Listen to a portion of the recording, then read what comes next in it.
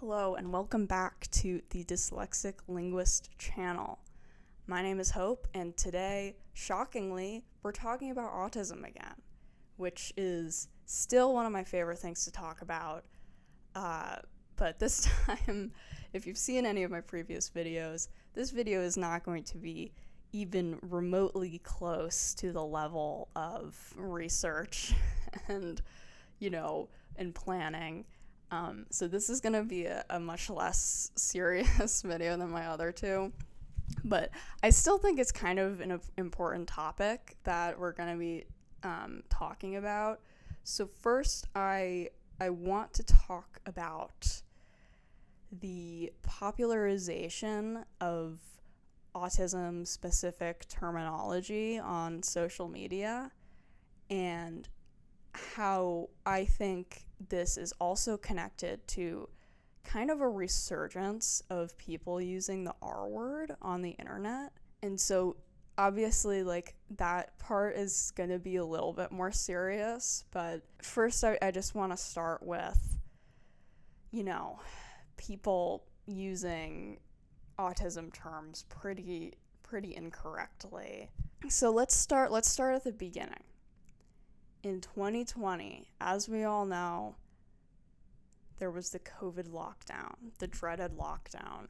And what happened was that a lot of people started using the platform TikTok. I was one of those people. As of now, I haven't used TikTok in probably more than 2 years. At the time I was in high school, I was on TikTok for sure. And the hashtag #ActuallyAutistic went relatively viral.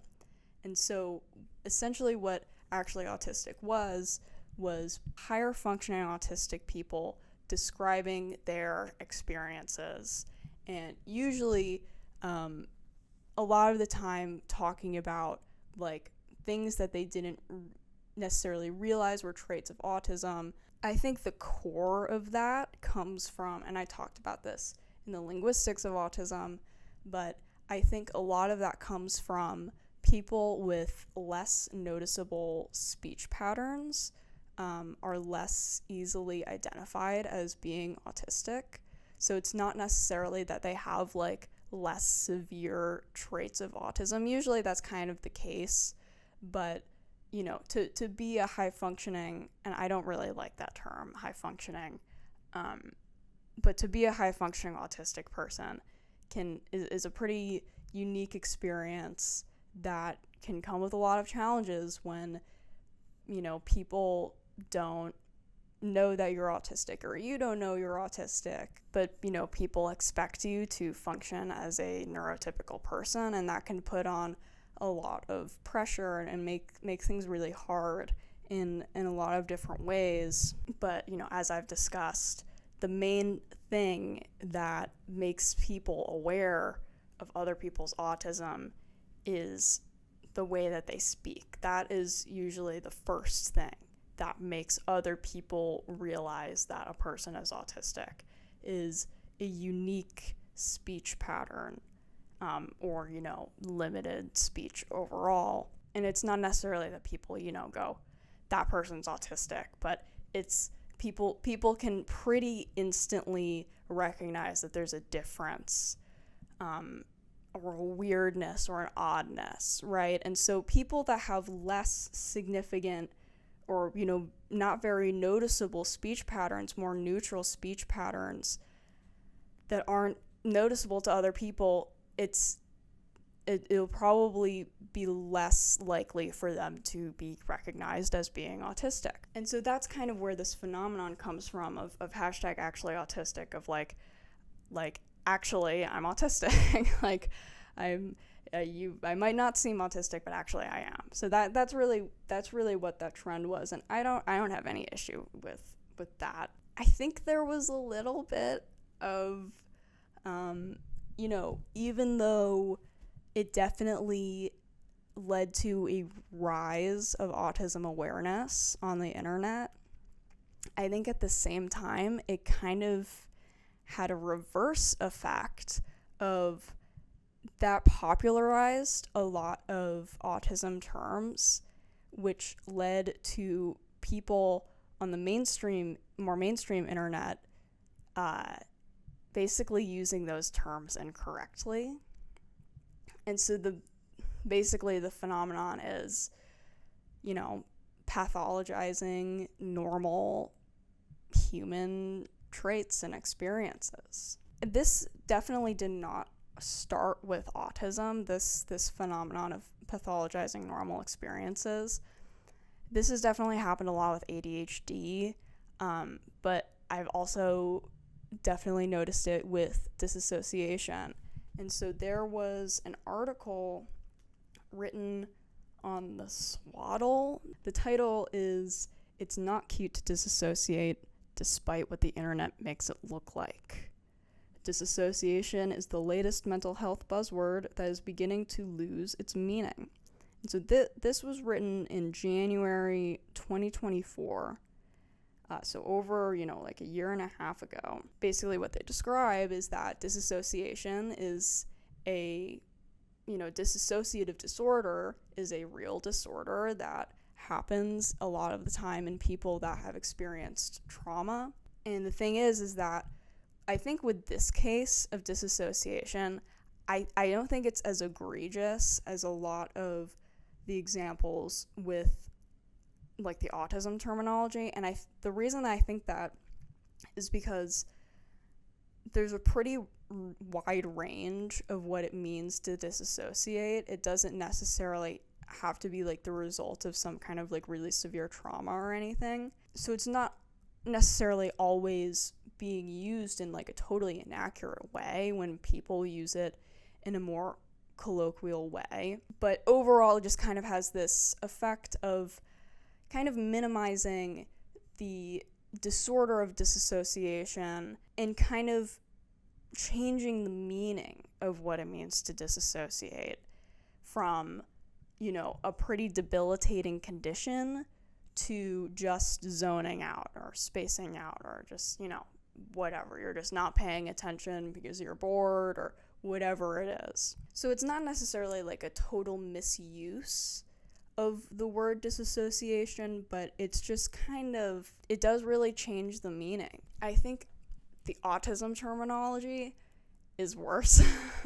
So, you've probably seen like hyperfixation and special interest have definitely become much more like mainstream terms, which in those cases I think they're kind of similar to disassociation, where it's like, it's not necessarily a bad thing to have a special interest. It's not necessarily, totally debilitating to have a special interest. But in the clinical sense of the term hyperfixation or special interest, for hyperfixation, it's like, you literally can't think about anything else, right? And so it's like, it's not really necessarily like a really fun thing to be hyperfixated on something.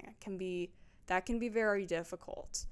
And for special interest, the thing is that like for a lot of autistic people that have the more classical like presentation of what it means to have a special interest, that can be it can make it really difficult to socialize with people if you're, really focused on one topic.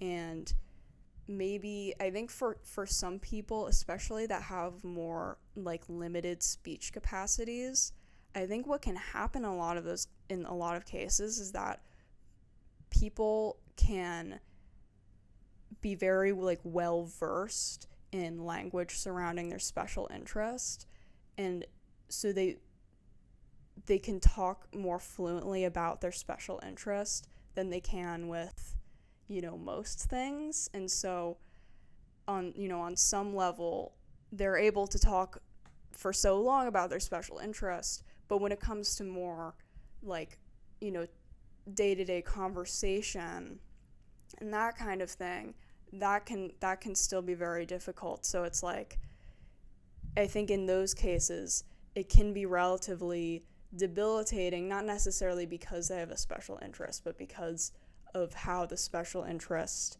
like intersects with kind of limited speech capabilities. And if you're wondering, what do you mean by limited speech capabilities? I have a really perfect video for you to check out if you want to learn more about that topic, because someone has spoken about it at length, thankfully. So what I really have a problem with, the phenomenon of people saying going nonverbal. I think this one is a little bit different from the rest, because for the other things, it's like, I can see how there becomes kind of a colloquial version of a term like special interest or disassociation, because there really is a pretty wide range of what it means to experience either of those things. And even if it's not pathological, I think everyone at some point in their lives has been hyperfixated on something, or even if it's not really, disabling in any way, it's something that I think a lot of people can kind of relate to. And so I don't think it's ill-intentioned. I don't think it's necessarily even that people are totally using these words incorrectly. But it's just like, it does have an overall effect of kind of minimizing the more clinical usage of the term. But for going nonverbal, people are just totally using it like completely wrong. And they, instead of it meaning, essentially a verbal shutdown, a verbal shutdown on an autistic person is a pretty serious event and a pretty overwhelmingly negative experience, where a person with autism, maybe if they get overwhelmed with like sensory overload, or for whatever reason they become very overwhelmed, and what happens is that it becomes very difficult for them to speak, and can even become kind of physically impossible to speak. Even in people that are very highly verbal, that would be considered high-functioning autistic people, can absolutely experience verbal shutdowns, and it can be a really serious thing, depending on whatever situation you're in that can lead to that happening. If you're at home and you have a meltdown or something and you have a verbal shutdown, it sucks, but it's not necessarily like dangerous.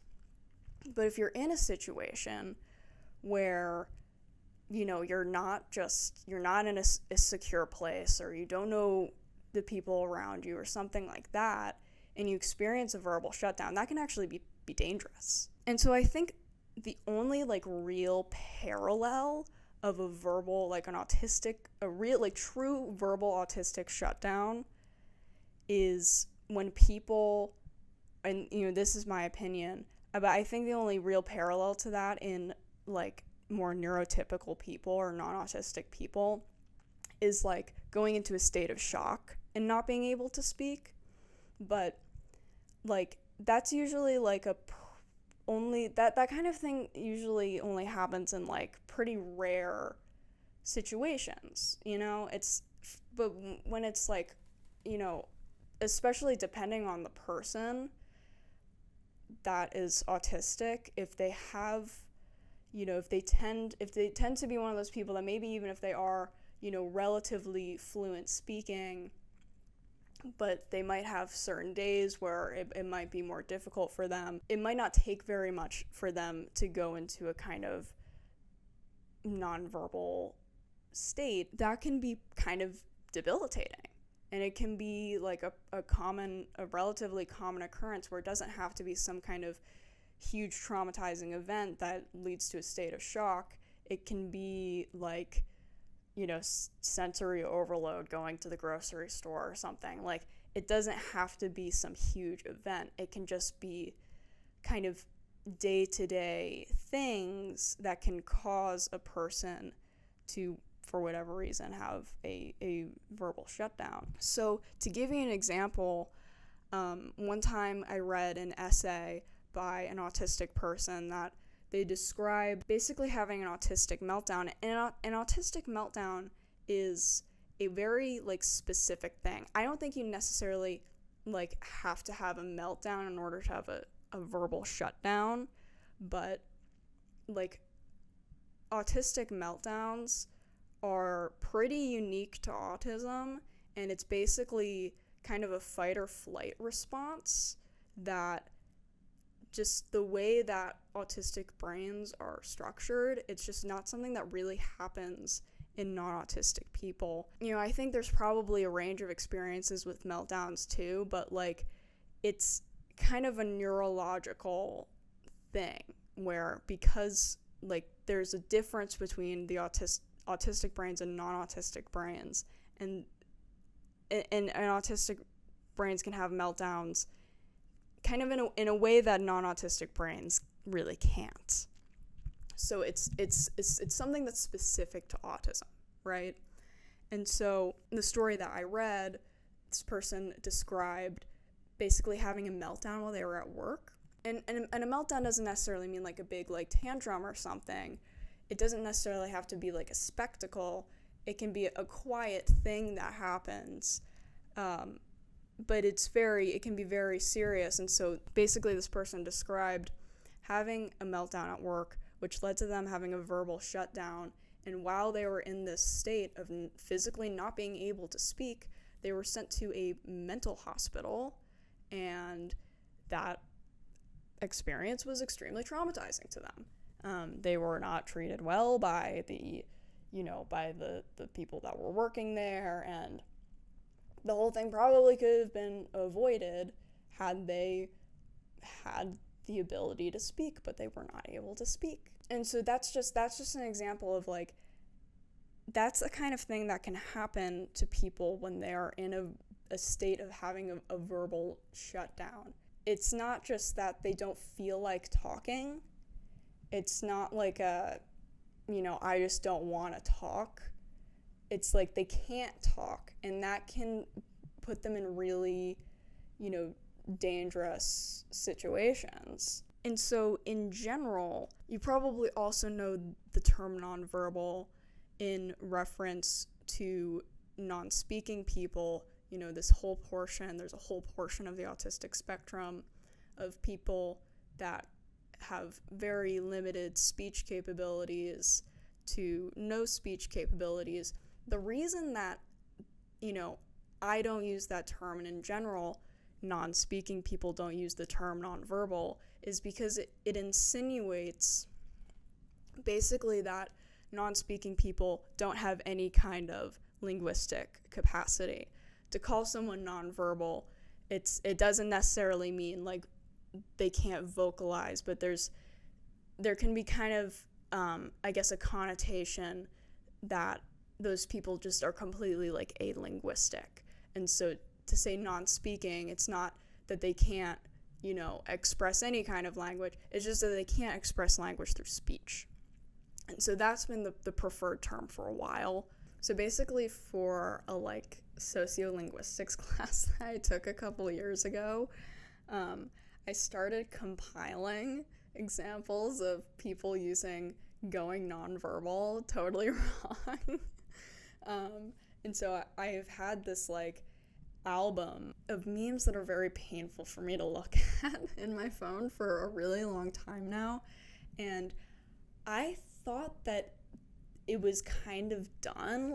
I wrongly assumed that this trend of using going nonverbal just to mean I don't feel like talking, I thought that had kind of run its course. But then I decided to sign back into Instagram for the first time in many months. And I looked at my, untouched explore page, and there they were. Very recent posts of people saying going nonverbal just to mean I'm not talking right now. This is similar to dissociation or hyperfixation, and that, anyone can experience a level of going nonverbal. right? I mean, I can see how people might think that of, we've all had times where you talked a lot, or your social battery runs out and you just don't feel like talking anymore. Or if you've had a really long day and you're really tired and you just don't feel like talking.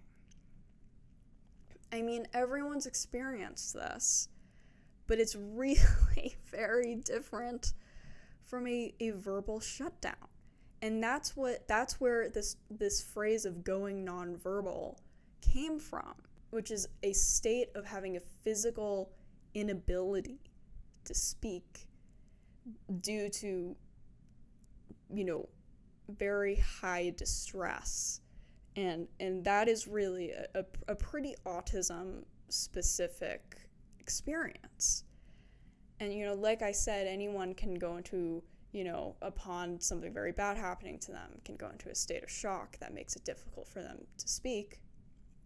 But it's really not the same. That's just not something that really happens very often. How often in the average person's life does someone experience such a high level of such an extreme state of shock that they are unable to speak? I think most people, it's pretty rare. It's pretty rare to experience that. For autistic people, it's not rare. It's not rare to experience a verbal shutdown. And so that's where going nonverbal came from. That's where that phrase came from, was people describing genuine experiences of autistic verbal shutdowns and saying, I went nonverbal, and then people taking that totally out of context and redefining it to mean, I don't feel like talking. And so it's like, I've also seen, I don't know if I have any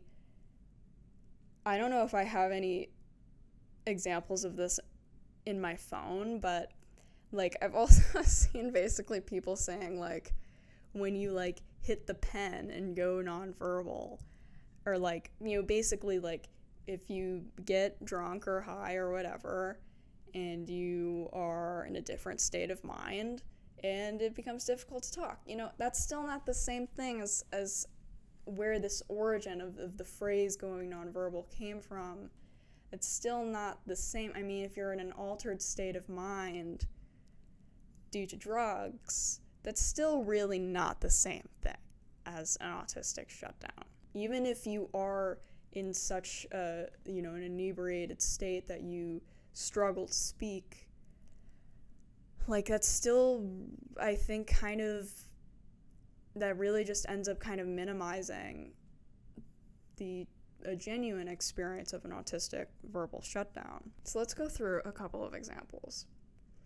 I love hanging out with a larger group of friends so I can go nonverbal and listen to them like it's a podcast. I took this screenshot in September of 2023. This wasn't the first time I'd ever seen this on the internet, but this was, like, by this point I had seen it so many times that this was the one that I decided to take the first screenshot, because I guess at that point I'd seen it so many times I decided I needed to start documenting it. Because what happened was that I started documenting these examples before I even took that sociolinguistics class where I did a project on it, but I ended up like documenting a lot more of examples like this because of that class. But I started doing it just because it was making me mad. Okay, another one from also September 2023, like 10 days later. When the smallest thing upsets me, and now I have to be nonverbal and easily irritated for minutes before I can let it go. So it's like, this is at least, like, not that far removed. He's describing a negative experience, and that is, and that has created this supposed state of being nonverbal.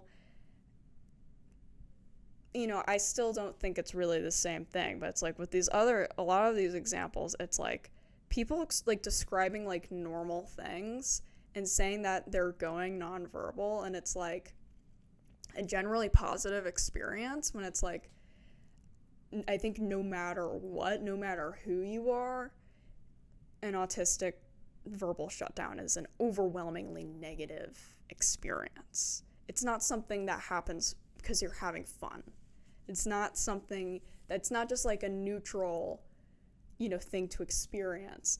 It's always negative. It's always a negative feeling to truly experience a verbal shutdown. I mean, some of these don't even really make that very much sense.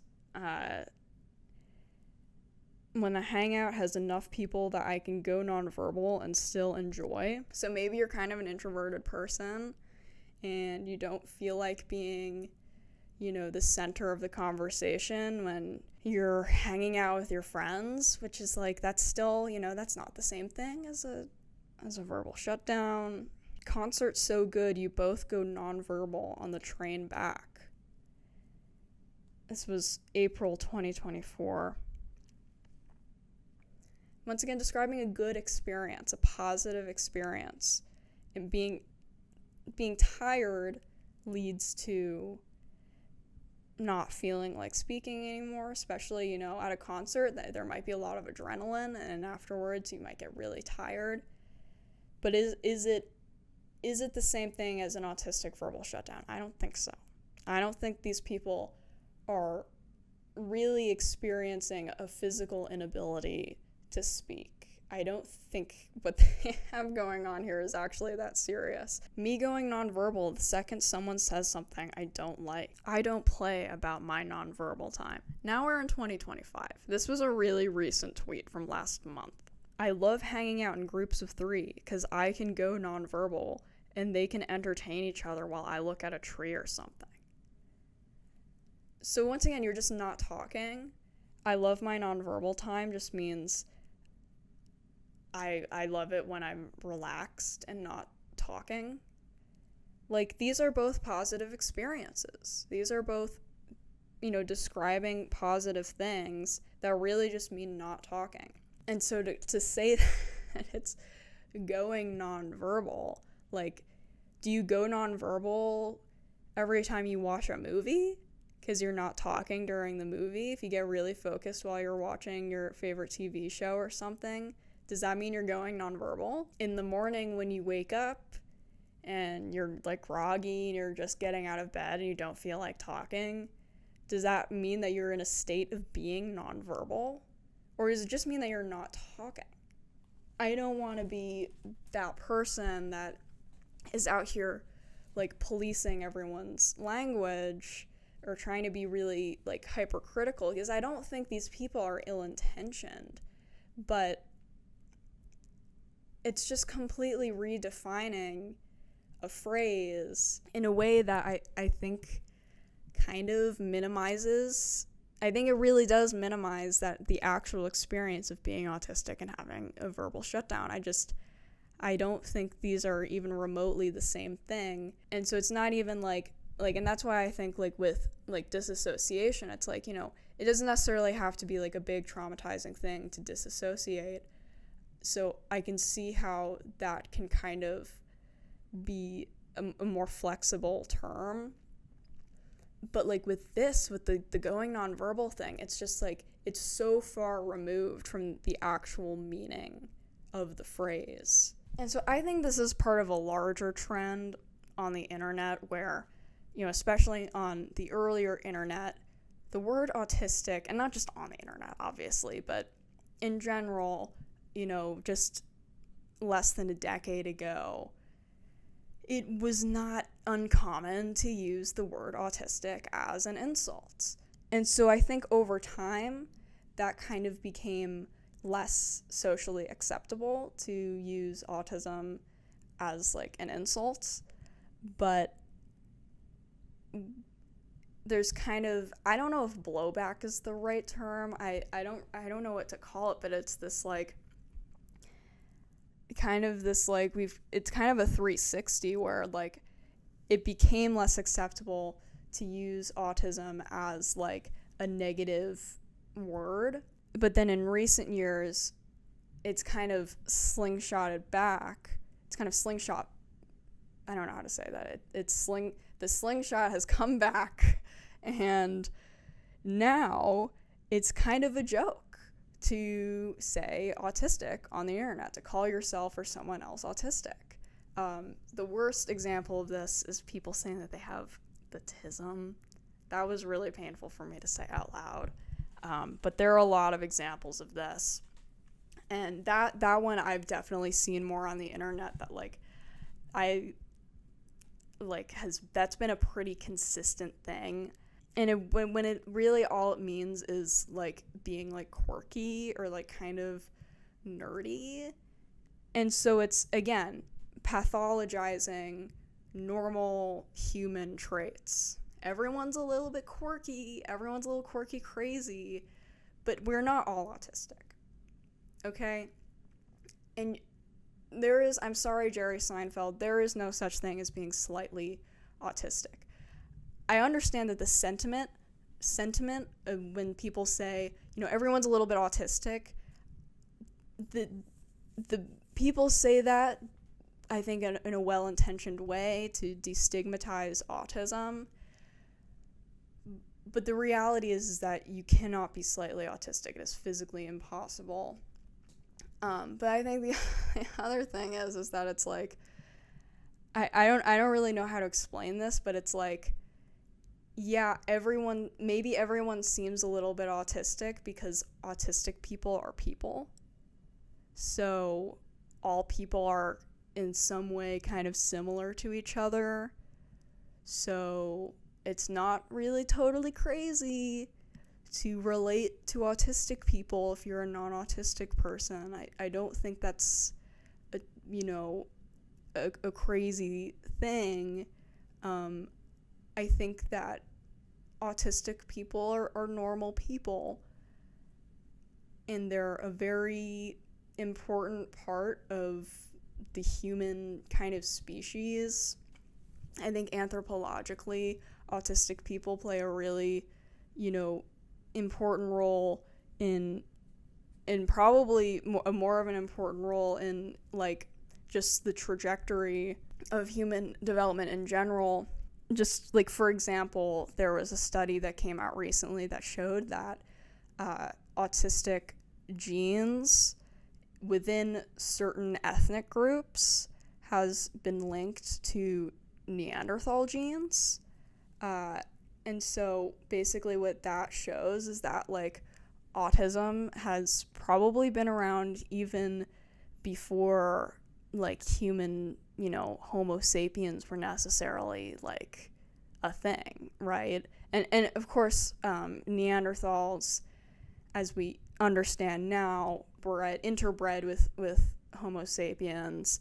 And so like the distinction between Neanderthal and Homo sapien is a little bit more blurred than, maybe previously thought, because we all have some degree of Neanderthal DNA. But, all of this is, that was kind of a tangent. This is all to say that, like, I don't think it's totally crazy to think that autistic people are similar to you, but that doesn't mean that everyone's a little autistic, right? That's not, like, that isn't a really helpful, I don't think that's really helping anyone. And so it's like turning autism, the word autism, into a joke is not destigmatizing. So it's like, I understand the intention of making jokes that, in good humor, that I'm a little bit autistic. Me and all my friends were all a little bit autistic, a little bit, a little crazy. But turning autism into a joke isn't destigmatizing it. That's just making it it makes it more difficult to talk about autism. It's not necessarily a step in the right direction, I think. I'm not saying that, like, no one is allowed to make jokes about autism, or, like, it has to be this super serious topic. I talk about autism all the time. It's a really important part of my life. But, like, I don't think spreading, like misinformation around autism is really that great. I don't think turning autism into a word that just means being, crazy, quirky is that great either, because it's like, I don't, like, why can't you just say that you're like, that you're quirky, and like, I don't know, like, it's because people don't want to seem cringe on the internet for being like, I'm not like other girls or whatever. And but obviously, like, men do it too. It's not just like women on the internet. Like, you know what I mean? That it's like people don't want to say, for whatever, they don't want to make it seem like they're like a, little special snowflake, because now that's like cringe to talk about yourself in that way. But it's like, why do you have to use the word autism? Like, it just doesn't make sense to me that it's like, that's not making things better. It's not making things better for autistic people. I don't think autism has to be a super serious topic, but I don't think it's better to turn it into a totally unserious topic at the same time. Like, there has to be a balance. Autism shouldn't be something that is so stigmatized that no one ever wants to, use the A word. No one wants to talk about autism, because that is more stigmatizing, right? That when you have a condition where people don't even want to talk to you about, or like mention by name the condition that you have, that's very isolating, right? So it's a really good thing for people to be more open about talking about autism and just, neurodiversity and mental health in general. But to turn it into a meme is, I'm sorry, that's not destigmatizing. I think that is still stigmatizing. And like, just kind of making autism like kind of a meaningless word, I don't think that's helping autistic people. I don't think that's really helping, the autism awareness movement, right? So now we're going to transition into people trying to reclaim the R word. Yay, everyone's favorite topic. This has been a very real thing, especially because, I don't think it's 100% because Elon Musk bought Twitter. I don't think it's 100% because of Elon Musk.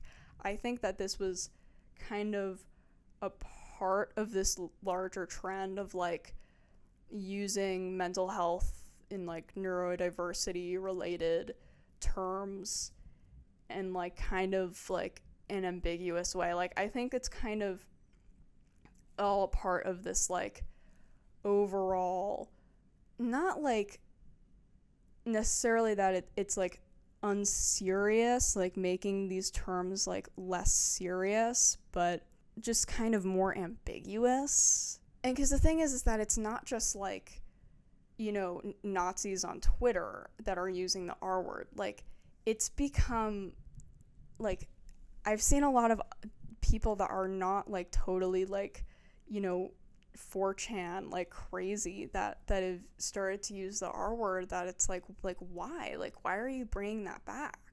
So if you're a person that doesn't spend a lot of time on Twitter, which is, very understandable, if you're not aware, since Elon Musk bought Twitter, he has pushed a lot of more right-wing content. He's kind of changed the algorithms to really like prioritize more right-wing conservative, but not just like conservative, but like hateful content. So like very racist, very sexist, anti-Semitic like content on Twitter, and like people on Twitter that are, very hateful and intolerant people. And Elon Musk uses the R word a lot. And he, of course, promotes his own tweets all the time, and like artificially inflates them a lot, I think. So it's definitely on Twitter, it's become a lot more common for people to use the R word. But I think it's kind of something that's taking across, like, that's kind of happening across the whole internet. I don't think it's just isolated to Twitter. I really do think that it's like, I think it's been accelerated by Elon Musk, but I don't think it's solely caused by him. I just think it's like, it's a part of like people using these more clinical, or I mean, the R word, it used to be a clinical term, which we'll get into in a second, but I think it's a part of this larger trend of making clinical terms like kind of almost like slang, and in that process kind of memifying like real conditions that people live with. And so the thing is that, of course, Elon Musk is autistic. So does that mean that he has the R word pass? He has the right to say the R word. He's autistic. Okay. Like, I don't think so. I disagree. I very, very strongly disagree with that idea. Like, I don't think people understand just how serious that word really is. I'm gonna call it MR, mental. So I don't think a lot of people really know the origins of that term. MR used to be a clinical term, and it used to be like a real diagnosis that really just meant mental slowness. Like, over time, obviously, it's fallen out of favor. It's been discontinued as a clinical term, but I mean, it used to kind of be synonymous with autism.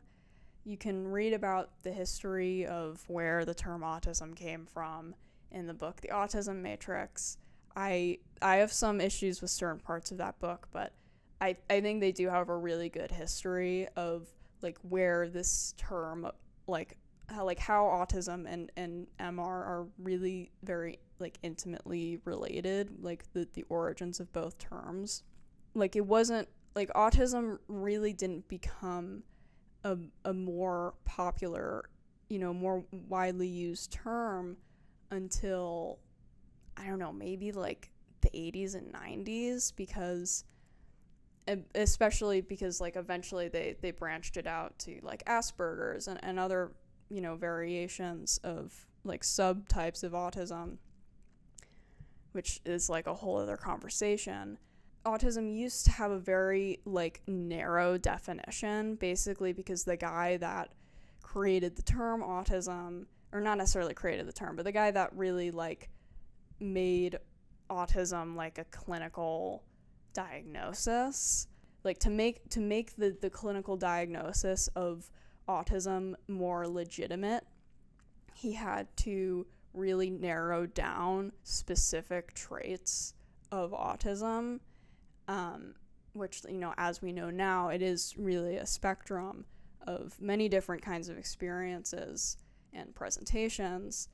But at the time, that's where autism came from. But over time, really a more specific section, there's kind of a particular section of the autism population that really became associated with MR, and that is people with limited to, non-speaking language capabilities.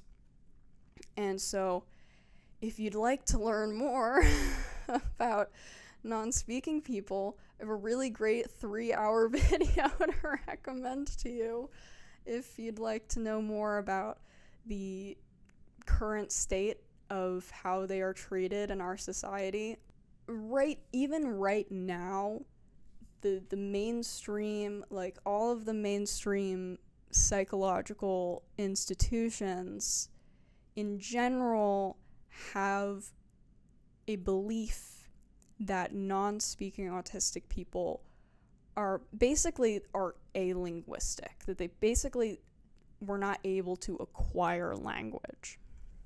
So, I mean, for this whole video, if you watch my other, especially, my first video, I know the Autism Industrial Complex is like super long, and so people don't want to watch it, but like, both of those videos will give a ton of context to what I'm talking about right now.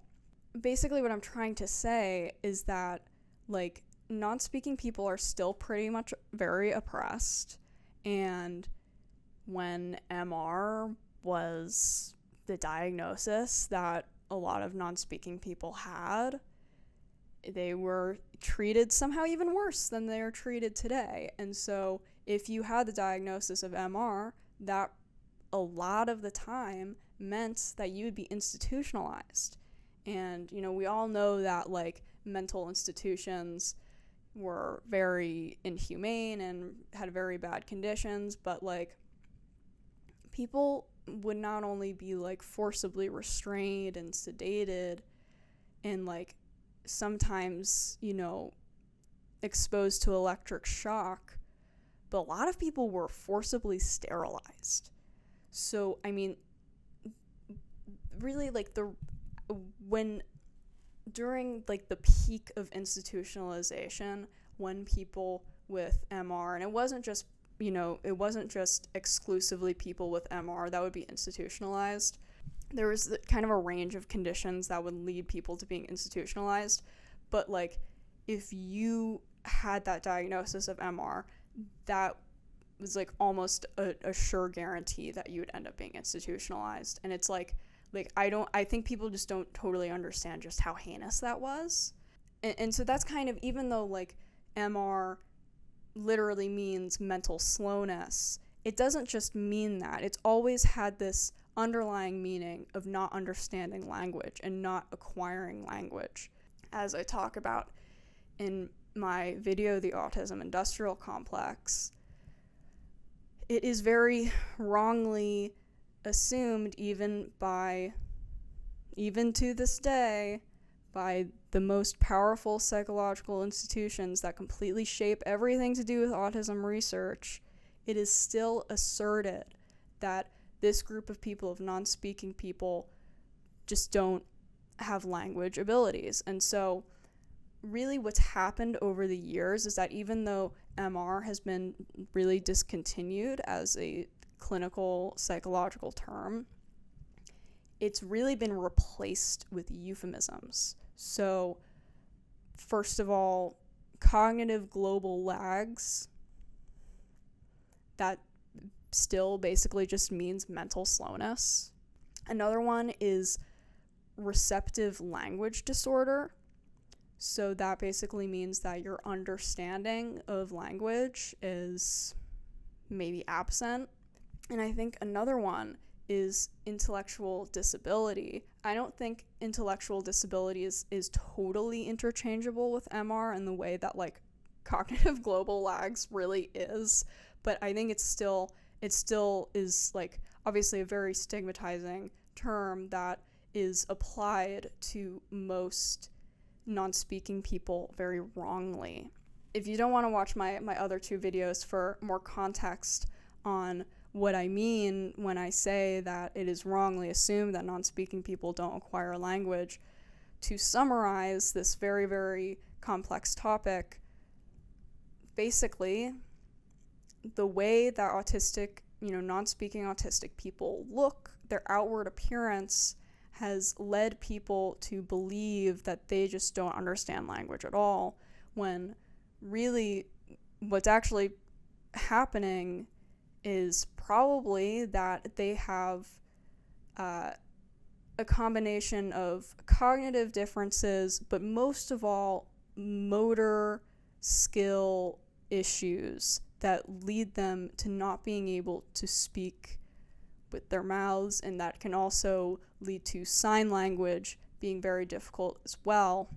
But the thing is that, and this is what the lamestream media won't tell you, is that there are a lot of non-speaking autistic people that have learned how to use different forms of what's called alternative augmentative communication methods to type or to spell on things called letterboards, which is just like, they basically just point to, like, letters on letterboards. Right now, the biggest method of like teaching that motor skill, because really what it all comes down to when it comes to language is that no matter what, language has to be expressed through motor capabilities.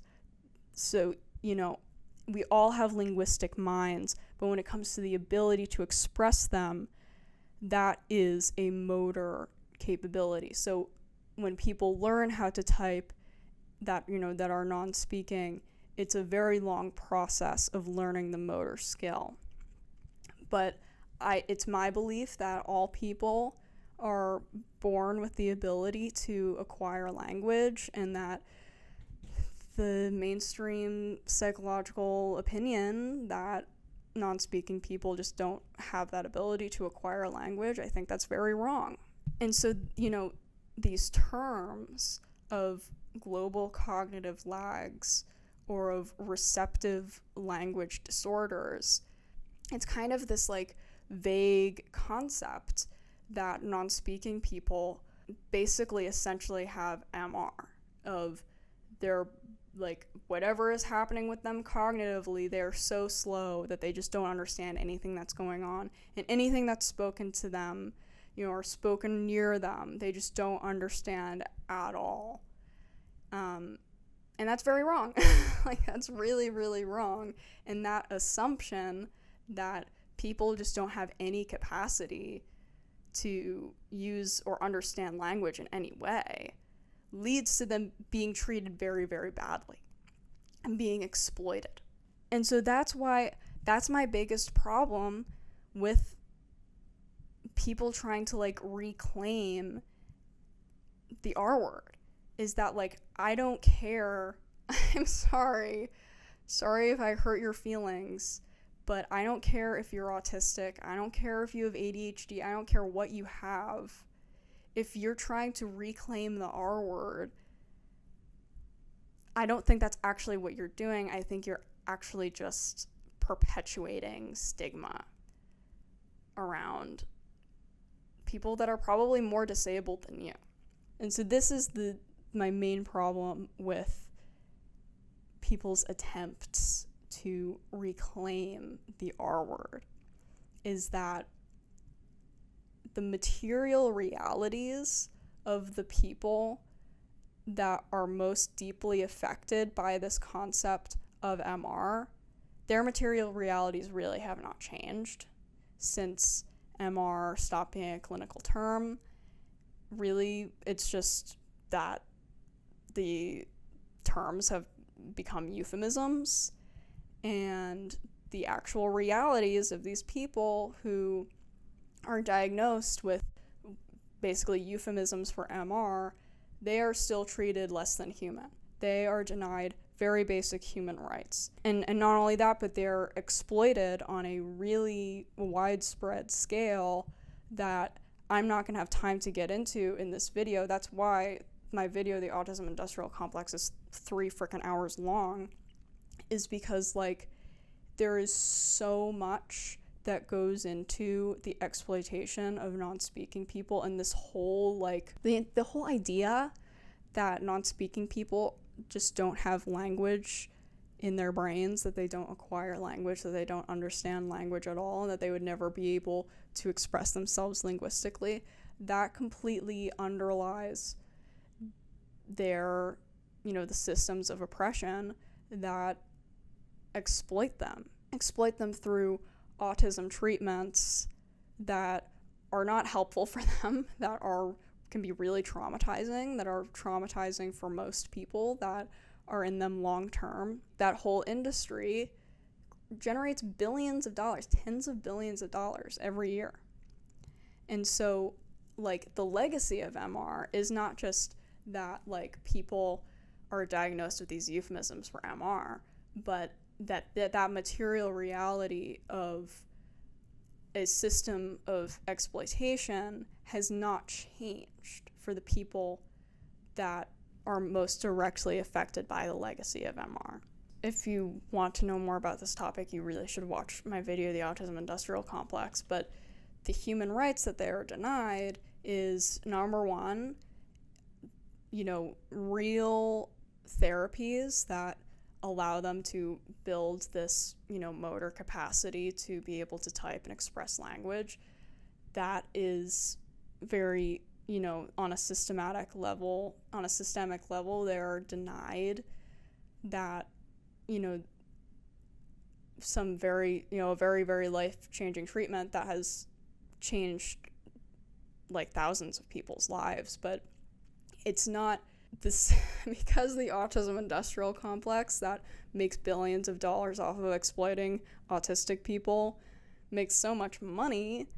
They don't want a real treatment that would actually help autistic people, that would be less profitable, because if you can't just endlessly exploit people and like if they actually get better, if things actually improve for them as a result of a therapy, then you can't make money off of them anymore if they're not in the therapy anymore, right? And so that's what the autism industrial complex is that it's an industrial complex in a, the same sense as like the military industrial complex or the military industrial complex.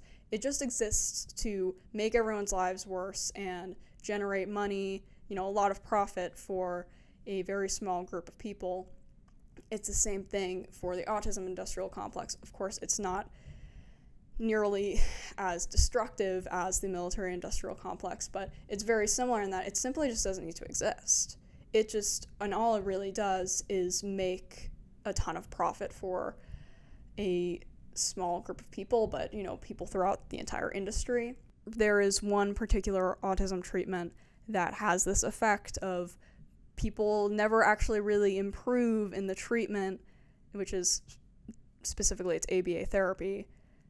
People never actually really get better. Non-speaking people are the primary client base for ABA therapy.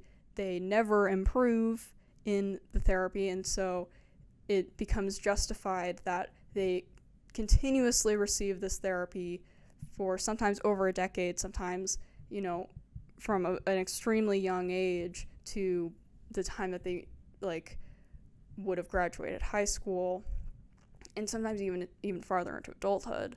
Effectively, the ABA industry has a monopoly on all autism treatment and other autism treatments that allow people to actually gain the ability to actually express themselves linguistically, which ABA therapy absolutely does not do.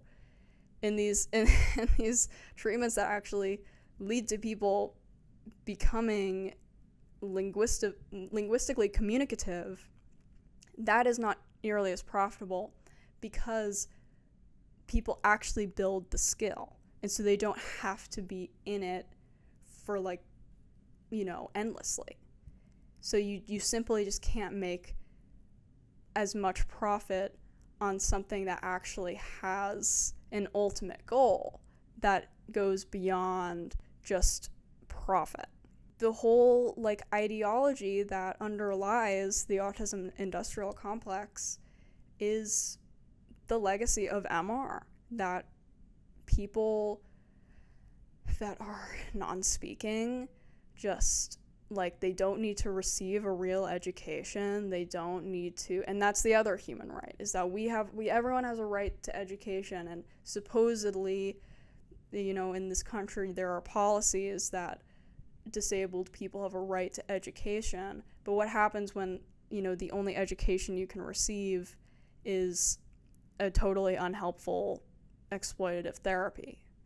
That's the right to education that non-speaking people have in this country, is what's really not an education at all. And that's the material reality for people that are living the legacy of MR. That even though that's not the word that's used, that's not the term that's used anymore, they are still treated like they just have nothing going on inside their brains and that they just don't understand anything that's going on. And also that, they are not social people, that they don't enjoy being around other human beings, and the myth that autistic people don't feel empathy. This all comes from this extraordinarily dehumanizing concept of MR. So it's with Elon Musk, when he's out here, obviously he's insane, but this idea that like autistic people can use the R word and that they're like reclaiming it. I'm sorry, but like very fluently speaking autistic people that were previously defined as, having Asperger's now are defined as having high functioning autism. That portion of the autism spectrum was really never diagnosed with MR. Like, that was never really the clinical diagnosis for high functioning autistic people. So, I don't think those people can really reclaim the R word. I don't. I'm sorry if, like, you're a 35-year-old man with a podcast. You don't need to be saying the R word just because you have ADHD. Like, it's just not, you're not reclaiming anything, because that was never something that you could genuinely claim. And I'm not saying that, like, of course, like I have already discussed, people that have disabilities that are quote unquote higher functioning absolutely do experience systemic forms of ableism and discrimination, but it's simply not to the same extent as it is with people who are diagnosed with essentially, euphemisms for MR. They're not denied any and all ability to communicate linguistically. They are not denied an education. If you're a high-functioning autistic person, maybe it might be very difficult for you to, be in the public education system, and that might be something that's very difficult for you, and it might be difficult for you to get a job and whatever else. But it's just not the same thing as just not being able to go to school. If you haven't watched the Autism Industrial Complex, you haven't watched either of my videos, then, I mean, and because the thing is that, like, you really have to watch the Linguistics of Autism before you can watch the Autism Industrial Complex. So I know it's like 5 hours of stuff of me talking, but like if you really want to understand what I mean by like the material reality of the most highly disabled autistic people, like, it takes that long to explain. It really does take that long to explain, because it's a totally separate world. If you don't know anyone that is, a very highly disabled autistic person, or you've never been exposed to the ABA industry, then, which is a lot of people, I think it's very, very difficult to comprehend just how extreme the exploitation of non-speaking autistic people is, and just how pervasive the discrimination that they experience truly is. It's just, I mean, they're basically like an underclass of people. It's like really, it's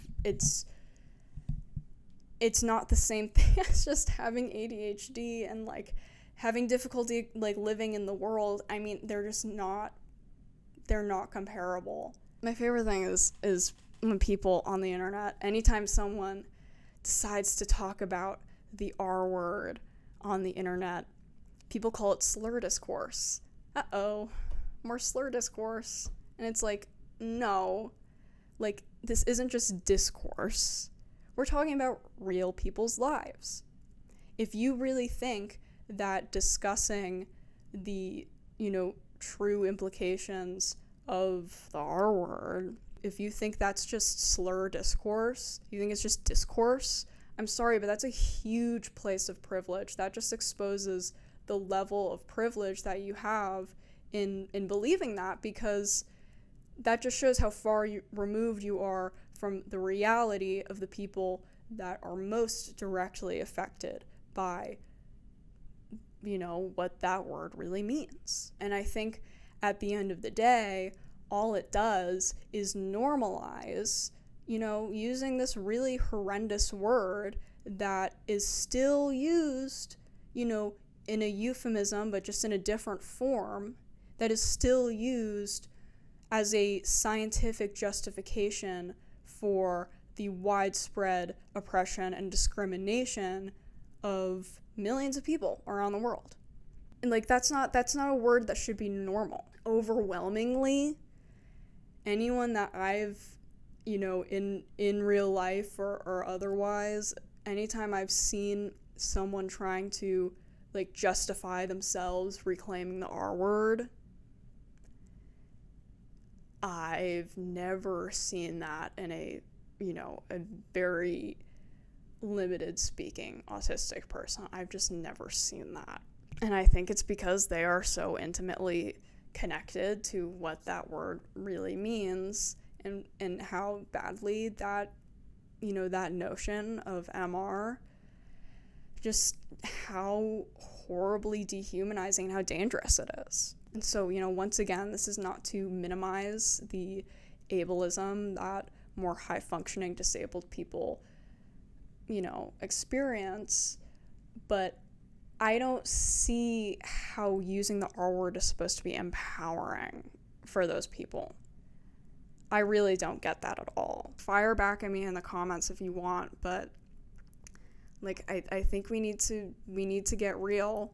Decenter yourself. If you're one of these people that feels like you have the right to use the R word because you have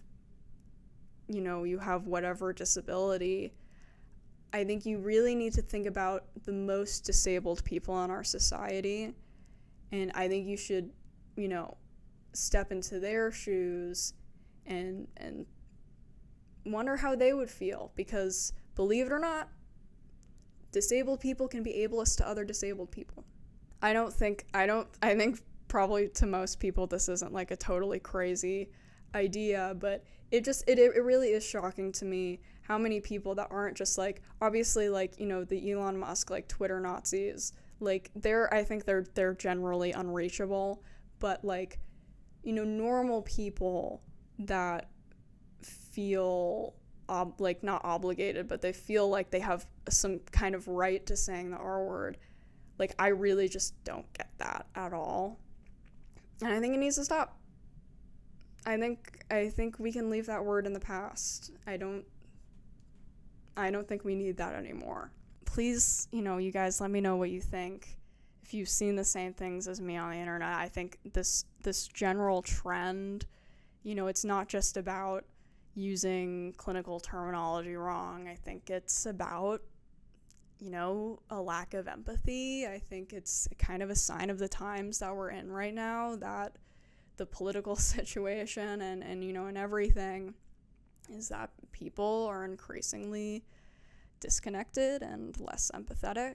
The nature of being on the internet is that it's not an in-person interaction. You're not talking, whatever person you're talking to, whoever you're firing back at on the internet, you're not talking to that person in real life, and that distance can make you dehumanize that person really easily. We all know this, just how dehumanizing the internet is. The general trend throughout, American society especially, that people are increasingly isolated and increasingly apathetic towards, every and all situation that you could possibly imagine. And so I don't think it's just slur discourse.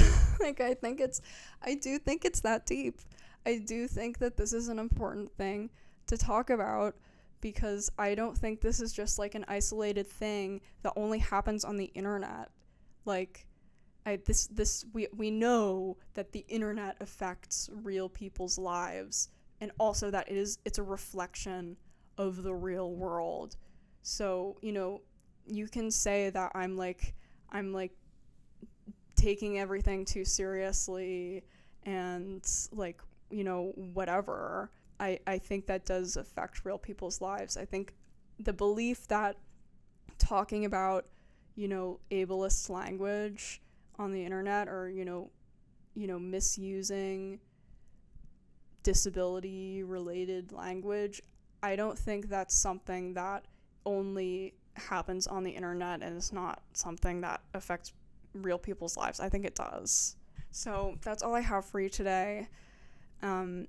once again, check out my other 2 videos if you want to learn more about this topic, especially about the realities of non-speaking autistic people in this, in my country of America, but also in a lot of Western countries. Check out the autism industrial complex, because I go into depth into this topic that you're not going to find anyone else doing. So thanks so much for watching, and I'll see you next time.